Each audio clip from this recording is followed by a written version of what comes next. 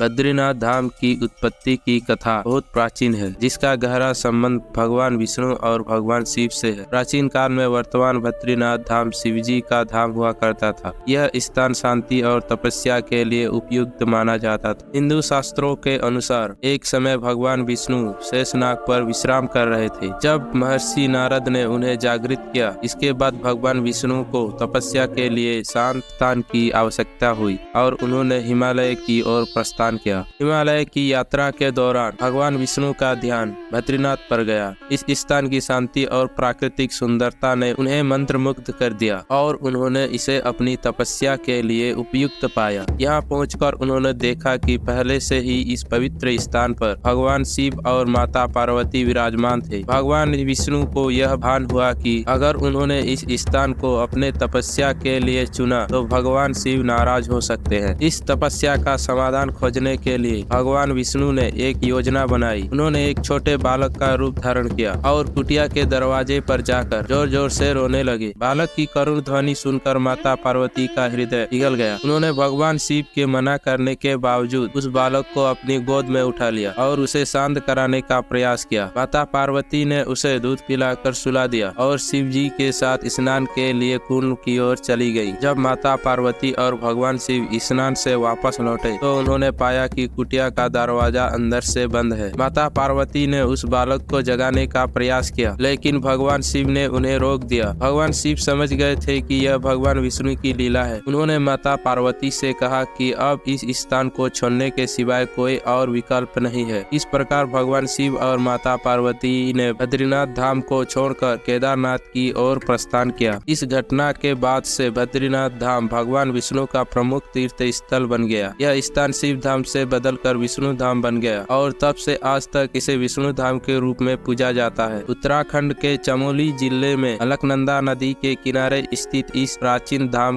को बद्री विशाल, बद्रीनारायण, मणिचंद्र आश्रम और विशाला तीर्थ के नाम से भी जाना जाता है। बद्रीनाथ धाम हिंदू धर्म के चारों धामों में से एक है और यह धार्मिक और ऐतिहासिक दृष्टिकोण से अत्यंत महत्वपूर्ण है। यह कथा न केवल बद्रीनाथ धाम की उत्पत्ति को दर्शाती है, बल्कि यह भी दिखाती है कि भगवान विष्णु ने किस प्रकार अपनी लीला से इस पवित्र स्थान को अपना तपस्थली बनाया था। इस कथा के माध्यम से हमें भगवान विष्णु और भगवान शिव के बीच संबंधों की गहरी समझ मिलती है, जो हिंदू धर्म में देवताओं की महिमा और उनकी लीलाओं की अद्वितीयता को प्रदर्शित करती है।